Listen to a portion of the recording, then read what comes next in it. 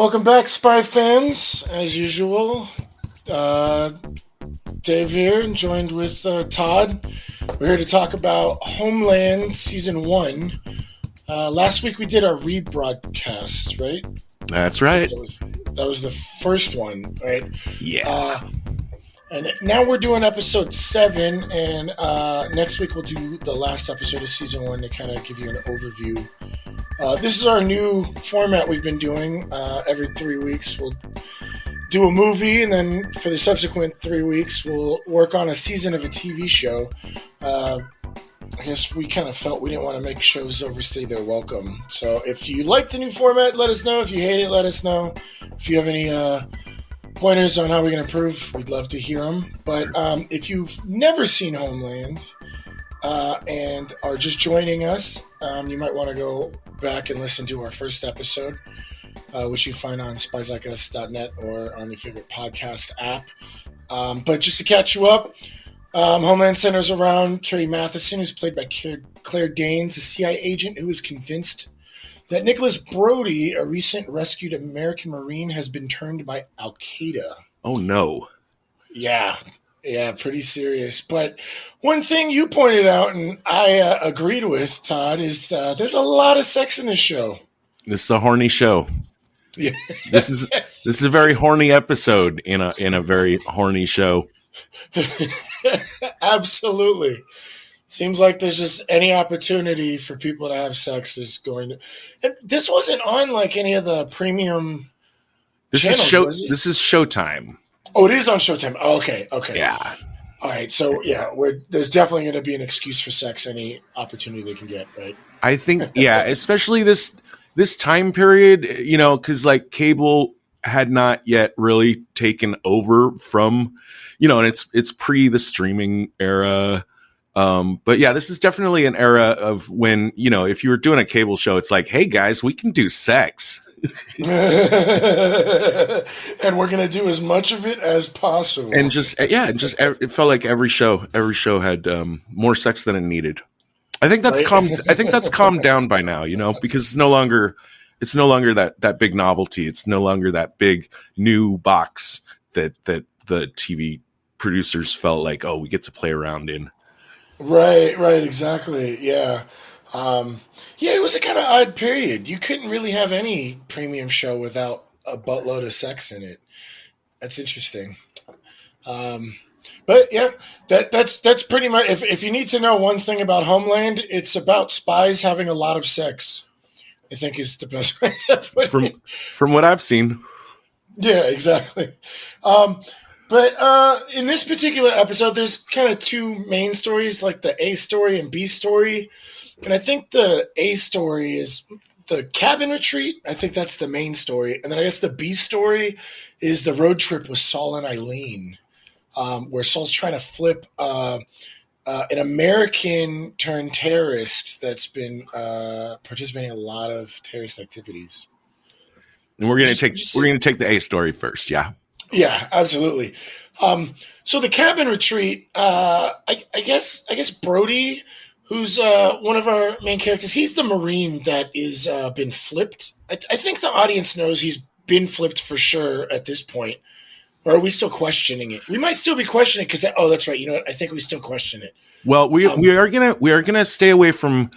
I want to stay away from major spoilers, except in like the third episode of each season, in which case we'll take the safeties off. If you haven't watched it by then fuck you.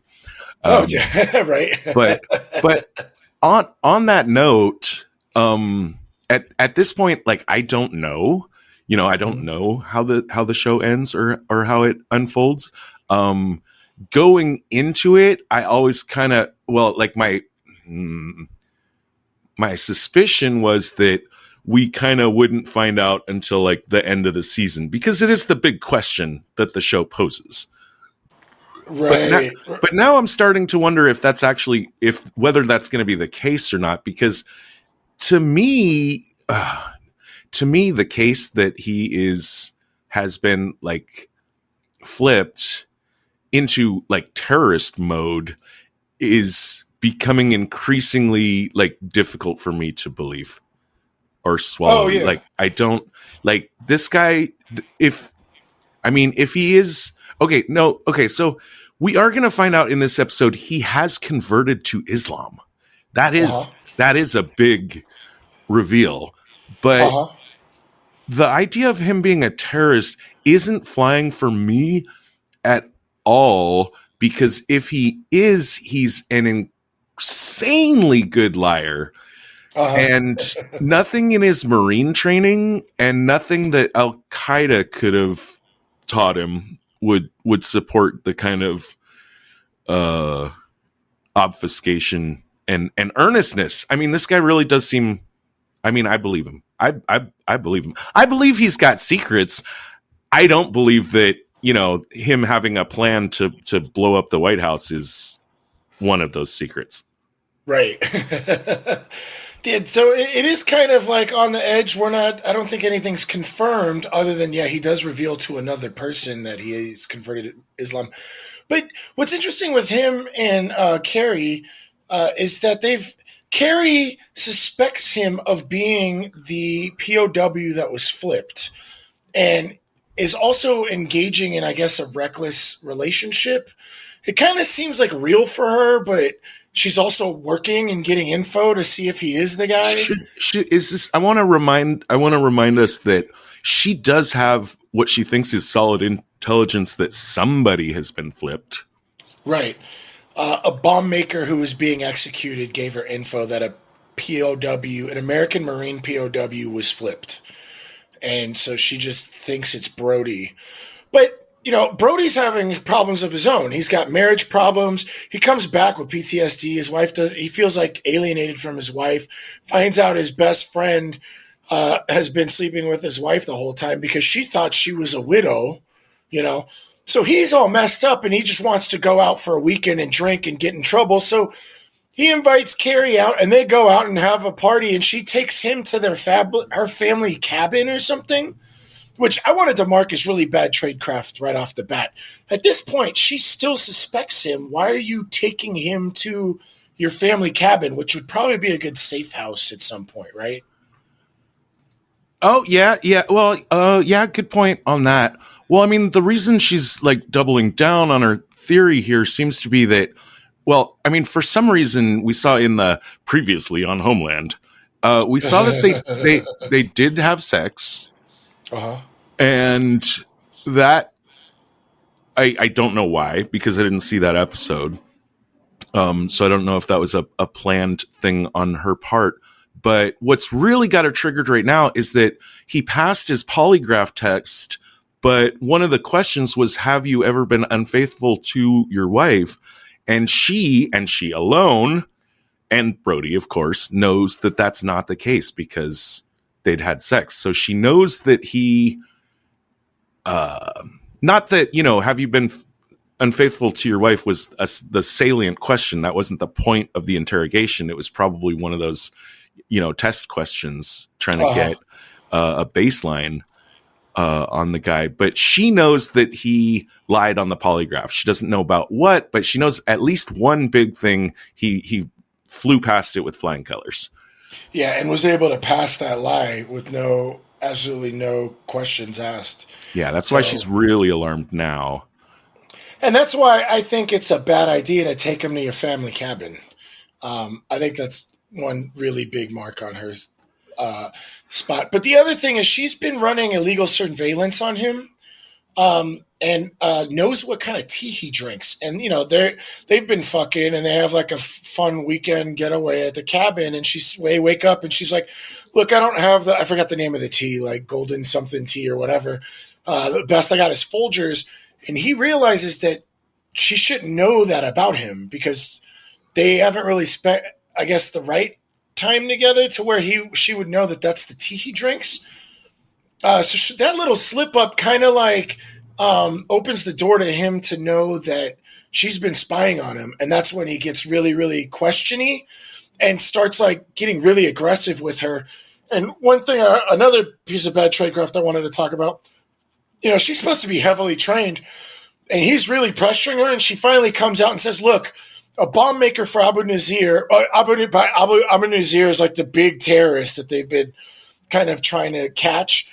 And she doesn't know this quite yet, or I guess at the end of this episode she might, but he was actually involved with Abu Nuzir as a POW and later meets him, but we don't really find that out kind of till the end of this. And I think that's another piece of bad tradecraft, that she was like, look, this bomb maker of Abu Nazir is the one that told me that an American Marine POW was flipped, and I think that's you. I don't think in any reason or any amount of interrogation you would want to bring up that piece of information. I think she should be prepared with some other excuse to why she's been spying on him. You know, I'm sure she could come up with a lot of other things like, oh, this like goat herder in wherever saw you talking to terrorists, and so we were concerned. You know, by saying that a bomb maker told her this, she's given a lot of her cards. So I wanted to mark that as bad tradecraft. Okay.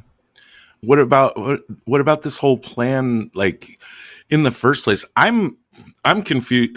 I'm having trouble telling how much of either of their feelings are genuine. Right. Because they both come across as extremely genuine. They are sharing a pretty deep, like, I mean, if this is a legit love affair, it feels authentic to me. It feels grounded, and not just in terms of, you're really hot, let's screw, but really in terms of like, man, like, I've never been able to talk to anyone in this way. And it's really, affecting my soul. And I don't know if they're both just master bullshit artists or if some of that is leaking through and kind of authentic. Well, what seems it's leaking through because at the end of the episode, when she finds out she was wrong, she still wants a relationship with him. So I think it's kind of a balance for her, especially with a lot of her like mental health issues. And I think their bond is they're both military. She's CIA and has to deal with a lot of shit. And he just came back from like being a prisoner of war with all kinds of PTSD, and he can't talk to anybody about it. Well, she's been through shit in her past too. So I think there's an amount of legitimacy here, but on a deeper level, right? I think it's more subconscious. Like he's just trying to escape the reality of being back in his family, and she, being a CIA agent with a lot of her like expertise and like history, I'm sure she's just looking for something to kind of escape. And I guess that's the, writing wise, that's the purpose of going to the cabin is that, it's an escape for these characters, which I guess gets us invested. I don't know. I'm jumping on that one. Answer me this. I mean, does he know that? I mean, he knows that she's CIA.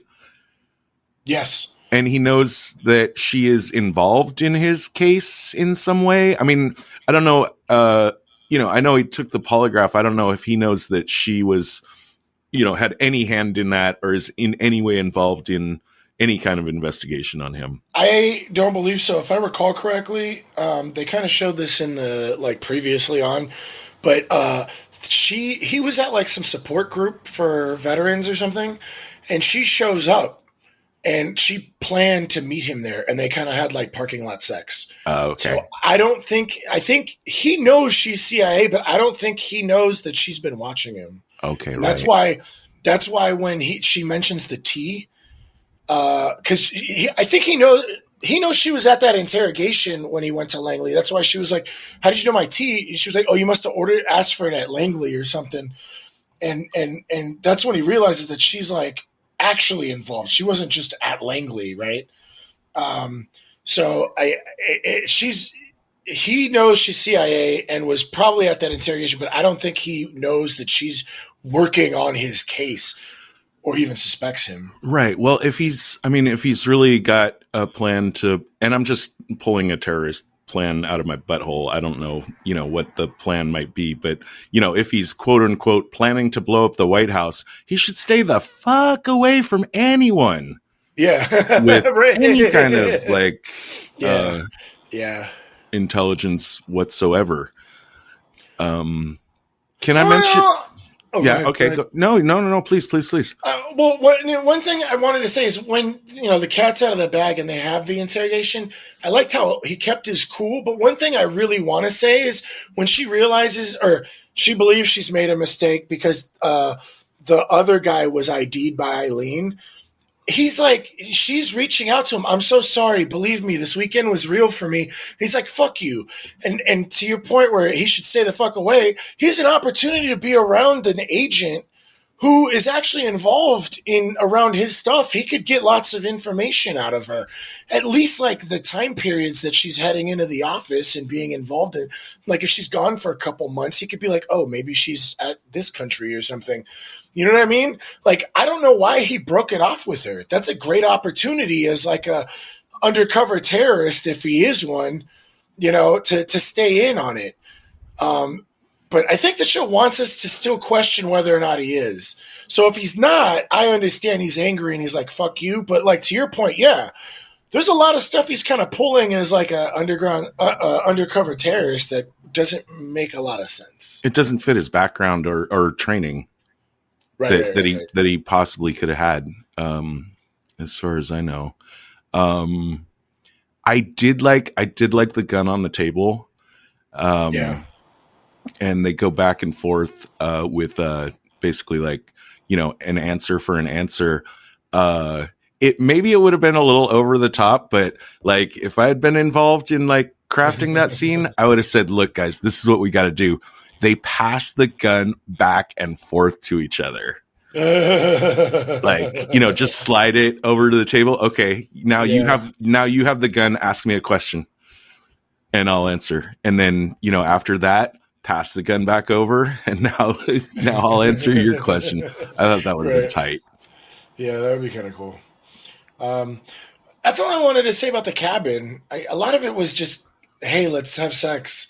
And then there's the little bit of the interrogation at the end there. Did you have any more you wanted to say on that? No, just that overall, I am a lot more interested in these characters than I thought I would be. Because they're two very psychologically damaged people that are keeping secrets from each other, which is actually does make for pretty compelling watching, because it is so hard to tell, like what is, what they're saying is, because it's not just the layer of two people lying to each other, like two high functioning people going at a cat and mouse game with each other, or a cat versus cat, I guess, or a game of which of us is the cat and which of us is actually the mouse, I guess you would put it. But when you add in this layer of both of them kind of being like unreliable psyches, it's a really nice dimension that's added in. I see why Craig likes this show. Yeah, me too. I mean, like, I definitely have been enjoying it. I mean, it's a little networky type of field for my taste, but same, but it's exceeding expectations. Let's put it that way. Yeah, that's a good. Yeah, there you go. That's a good way to put it. Yeah, absolutely. But yeah, no, that's a little bit it for the cabin. But let's talk about the meat. This is where I think, tradecraft wise, we actually got to witness a lot of cool stuff.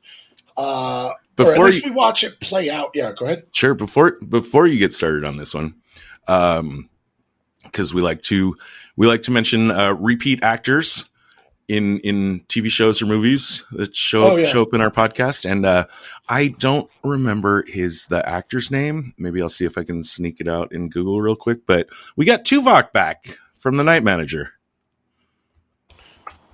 What? He's let's see, the black guy with the top of his... Tom Walker?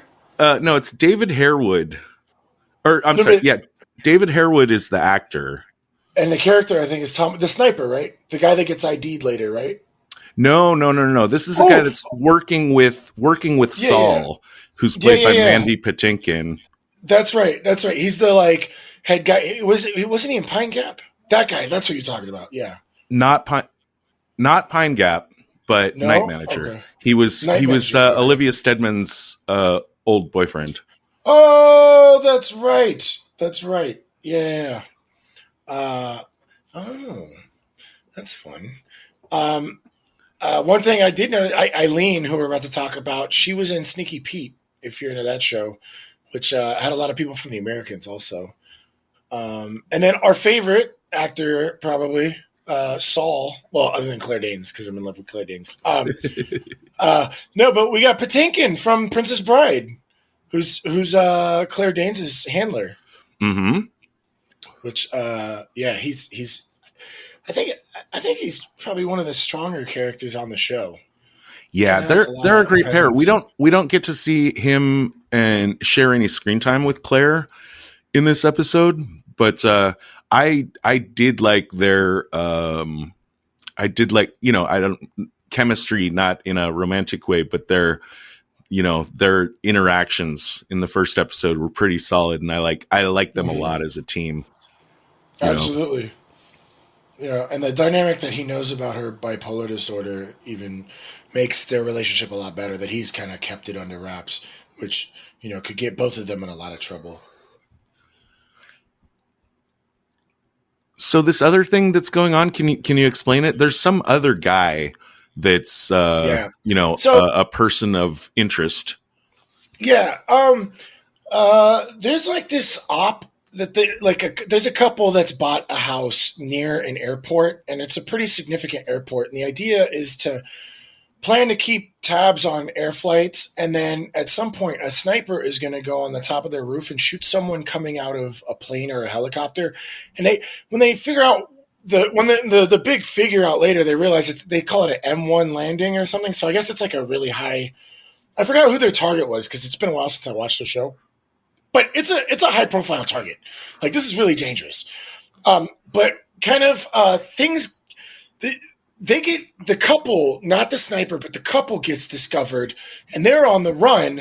And the boyfriend, or I guess the husband of the woman, it's an American white woman, and I guess an Arab American husband, but he's not like a native. I think he like immigrated and was married to her. They're on the run, and the people chasing them, I believe, are on team terrorism and murdered him. And she got away and runs to Mexico.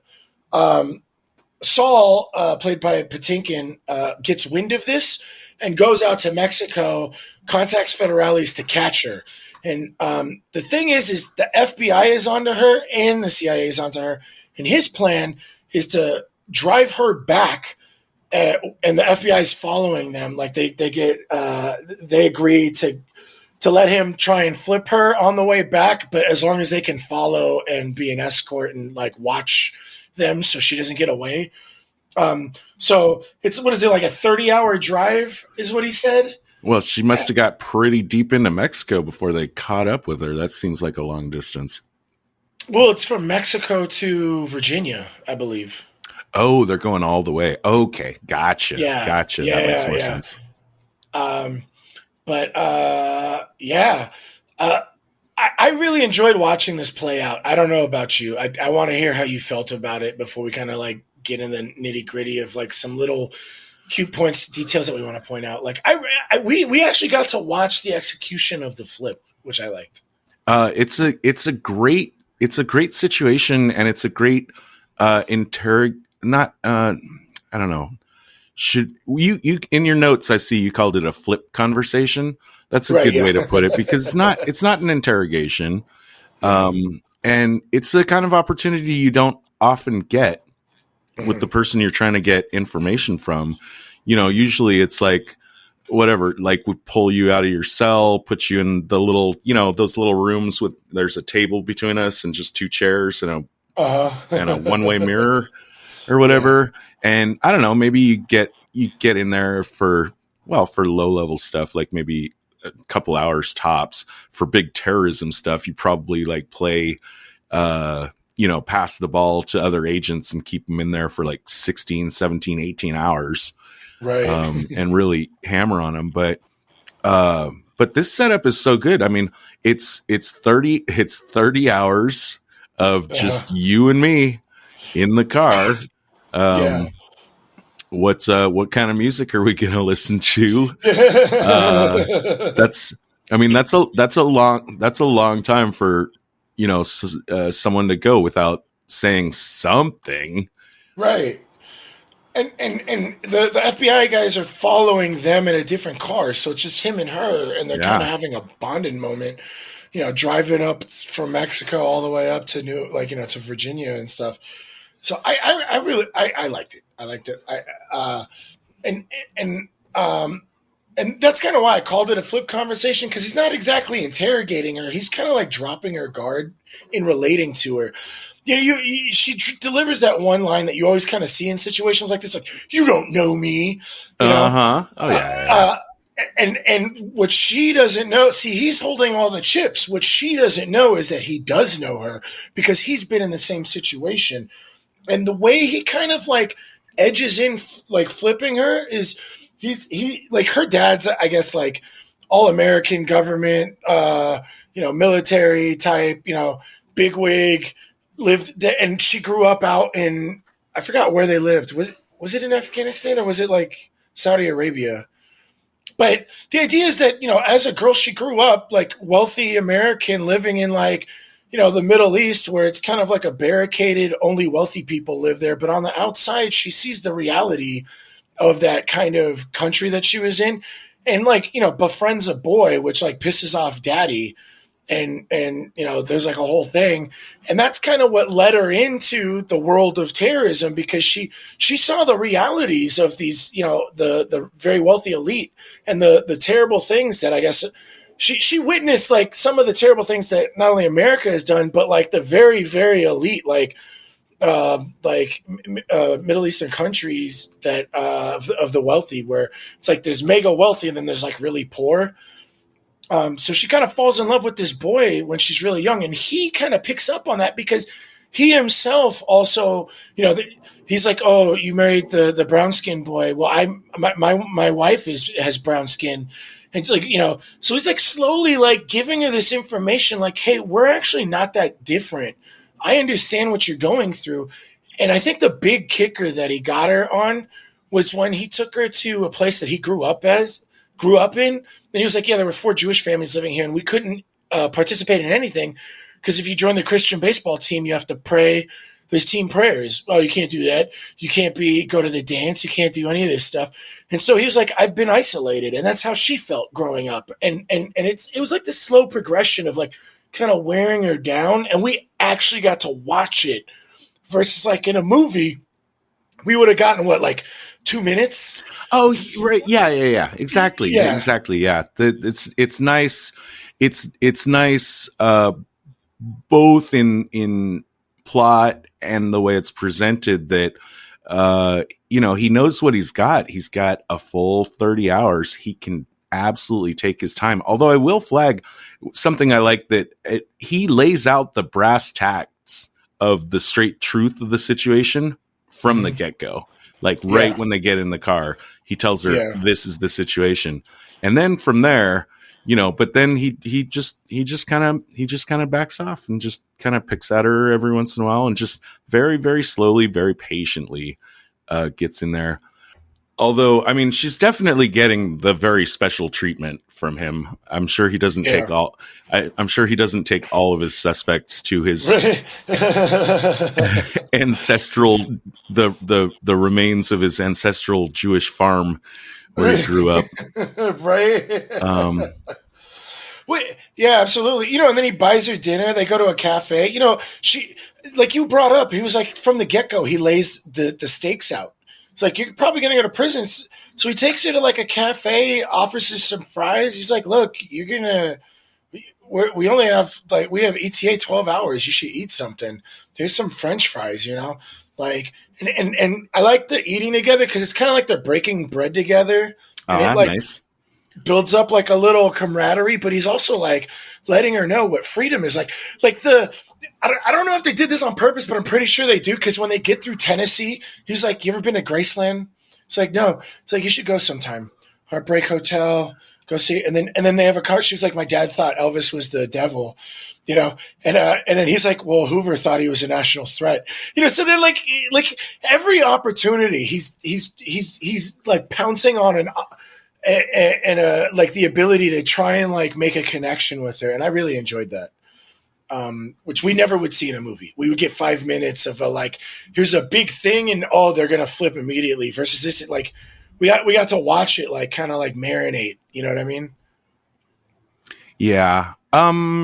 Correct me if I'm wrong on this. He doesn't do the usual hardball thing of like laying out like what we have on you. Oh no. I mean, he kind of does. He was like, we're going to take you to the FBI. That's where we're going. They frown on terrorists. She kind of just like tries to play it tough and doesn't react, but you can see it kind of, it gets her attention. But yeah, no, he doesn't go like, we know you're planning on bombing stuff. We know we got this and this and this. No, he's just kind of trying to be her friend, And I'm just thinking now too, like, again, back to the 30-hour drive, this has to be intentional because there's no way they couldn't have just hopped onto a plane if he wanted to. Oh yeah. Well, I don't know what the protocol for flying prisoners is. She's obviously in custody, right? So I don't know how that works out. I'm sure. I'm sure the FBI and CIA have all that shit figured out. Right. Yeah, someone as high profile as she is, that's like actually like no, we're for sure she's a terrorist. Yeah, you're probably right. But that's also like kind of why I brought it up. Like I don't know. You've seen the whole season. I've only watched these 2 episodes. I don't know what they actually do have on her. And so I don't know myself how strongly she should be considering his offer, because I don't know what she's up against as far as the charges against her or how much like prison time, and he doesn't lay that out, which I think is smart on his part because he's got plenty of time, but it also leaves me wondering and not knowing her character and her background. Although like, she's, I don't think I've seen her before, but she's definitely not a fucking shitty actress at all. Wait, no. No, she's a fantastic. If you've ever seen Sneaky Pete, she's a wonderful actress, and she's up against Margot Martindale on the screen often. So she's not a lightweight actress. She can definitely act. But I think he did tell her what the stakes are, because he was like, I don't think you realize the gravity of this situation. I think he said you could get life or even be executed. I think is what he told her, and she's like, "What do you care?" That's right. He does say you could be executed. She was like, "What do you care?" Right. Good question. Good question on her part. Yeah, she comes right back at him, and yeah, it was when they were at the diner that he says it. So he does kind of tell her what her punishment could be, but I don't think he does. You're right. He doesn't tell her what they have on her, other than she was associated with, a terror. So I forget. It's been a while since I saw it, so I forgot how they caught them and what it is that they did that they could catch them on. But he does tell her you could be executed. So I want to talk. I want to talk a little bit about, and I don't want to stray too far into talking about 7 to Eternity, which, as you know, is a comic book that I'm reading right now, which I am absolutely loving.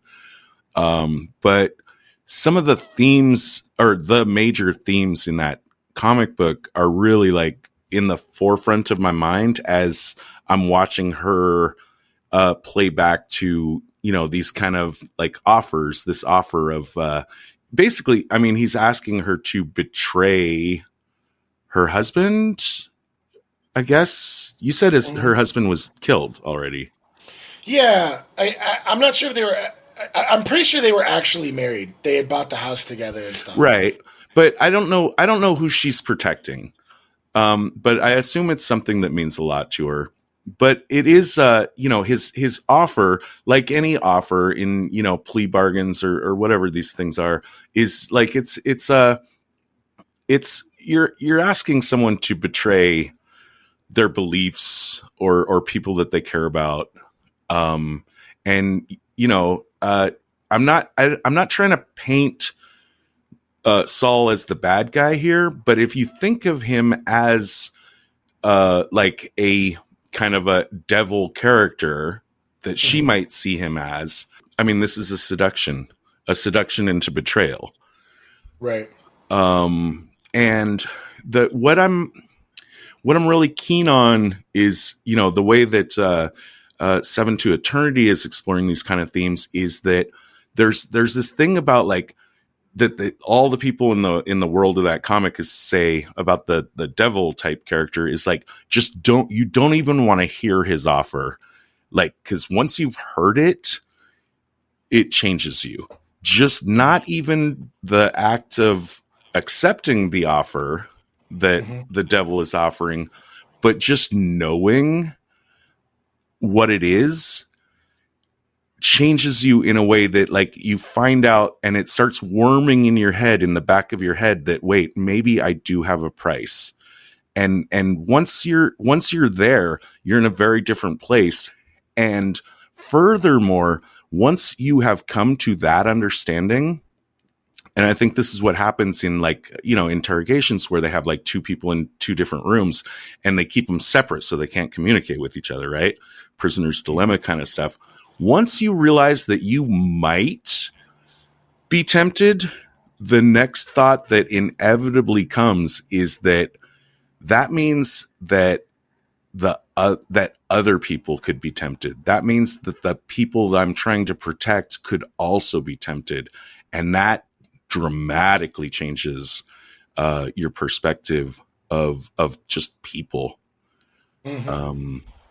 And I just saw a lot of that in this interaction between the two of them. How at the end does she fold? I forget. Yeah, she IDs Tom Walker, which the guy we thought that Brody beat to death, but it turns out he's not dead, and that he's been working for al-Qaeda. Which is a big dun dun dun. Yeah, because we're led to believe that it's probably Brody.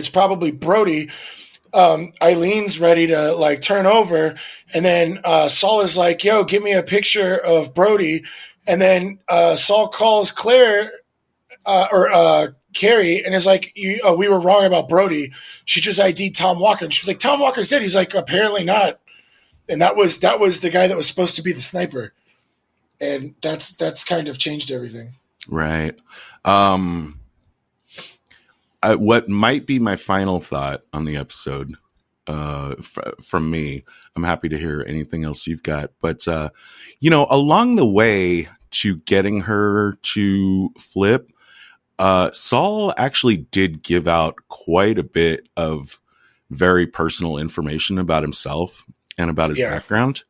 Right. And just in a kind of a gleeful kind of, let's see where this goes, rubbing my hands together kind of thing. Like, I kind of soft hope that somehow that comes around to bite him in the ass.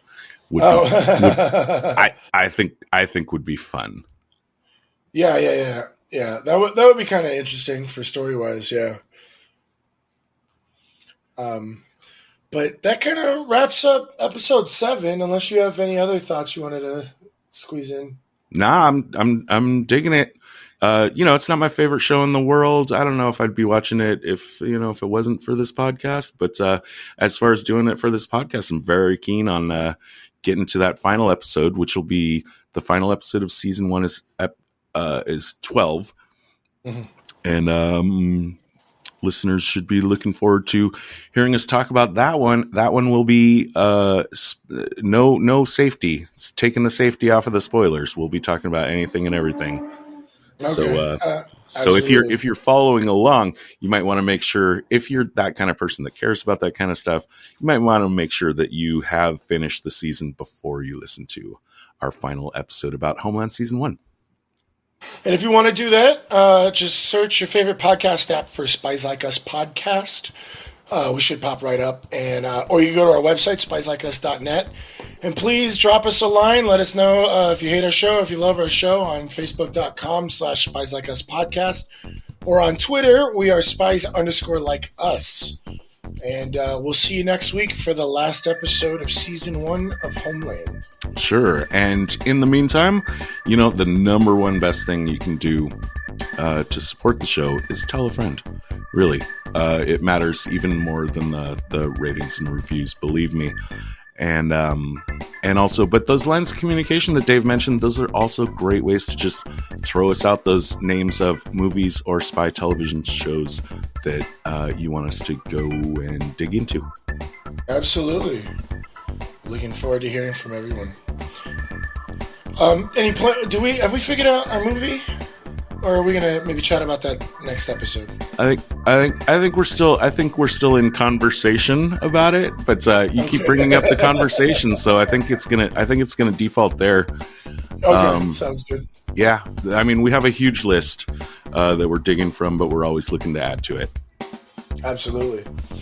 All right, well, join us next week. The preceding transmission sampled the song Enter the Party by Kevin MacLeod, and sound effects from freesound.org. Attributions and links are found at spieslikeus.net.